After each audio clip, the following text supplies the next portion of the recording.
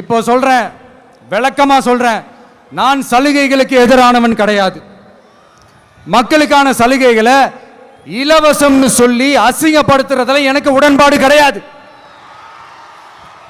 மக்கள் காசுல மக்களுக்கு செய்யறதை எப்படி இலவசம்னு சொல்லுவீங்க? அப்படியே செஞ்சிட்டாலும் ஓசில போறேன்னு சொல்லி அசிங்கப்படுத்துறீங்க. என்ன கேட்கறதுக்கு ஆள் இல்லைன்னு நினைச்சீங்களா?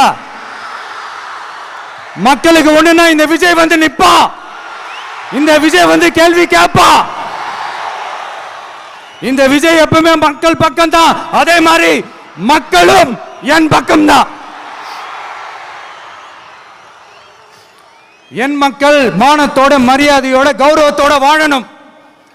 என் மக்கள் யாருக்கும் கீழே கிடையாது. அப்படி அவங்க கௌரவத்தோட வாழணும்னா அவங்களுக்கான வாழ்க்கை தரம் உயரணும். வாழ்க்கை தரம் உயரணும்னா அவங்களோட வாழ்வாதாரம் உயரணும். வாழ்வாதாரம் உயர்ந்தாதான் பொருளாதாரம் உயரும்.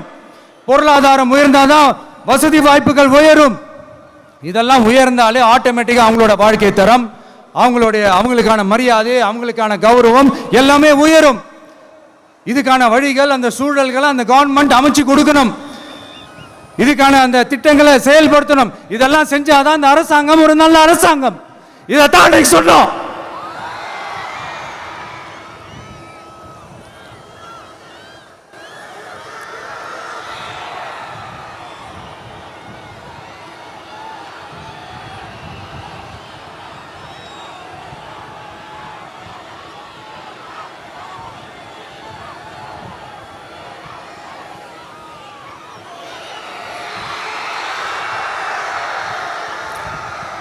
இதைத்தான் இன்னைக்கு சொன்னோம். உடனே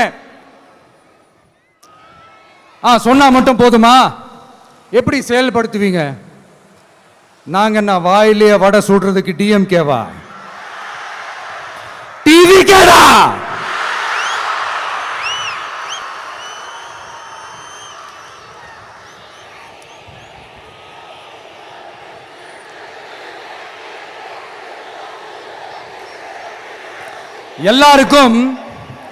எல்லாருக்கும் நிரந்தரமான ஒரு வீடு இருக்கணும்னு சொன்னோம்.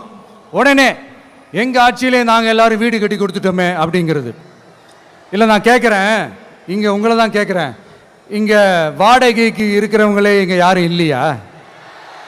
எல்லாருக்கும் சொந்தமா வீடு கட்டி கொடுத்துட்டாங்களா?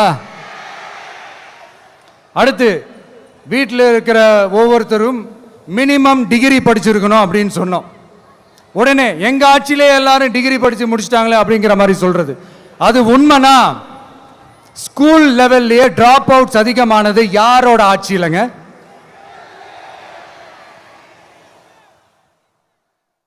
பசங்க பிள்ளைங்க யாரும் ஸ்கூல்ல சேரலன்னு சொல்லிட்டு எனக்கு தெரிஞ்சு 207 கவர்மெண்ட் ஸ்கூல்ஸ் மூடினது யாரோட ஆட்சியிலங்க? இதுல கல்வியில் சிறந்த தமிழ்நாடுன்னு டிராமா வேற. அடுத்து குடும்பத்தில் ஒருத்தருக்கு நிரந்தரமான வருமானம் வரணும், வேலை வாய்ப்பு கிடைக்கணும் அப்படின்னா நாங்கள் கொடுக்காத வருமானமா, நாங்கள் கொடுக்காத வேலையா அப்படிங்கிறது. எத்தனையோ லட்சம் காலி பணியிடங்கள் நிரப்புவோம்னு வாக்குறுதி கொடுத்துட்டு ஆட்சிக்கு வந்தீங்களே, எத்தனை லட்சம் காலி பணியிடங்களை நிரப்புனீங்க? அட்லீஸ்ட் 1 லட்சம் காலி பணியிடங்களாவது நிரப்புனீங்களா? இதெல்லாம் சொல்லிட்டு மக்களை ஏமாத்துறது யாரோட ஆட்சியிலங்க? அடுத்து ரொம்ப முக்கியமா, பெண்களுக்கு பாதுகாப்பு இல்லை, சட்டம் ஒழுங்கு சரியா இல்லைன்னு சொன்னா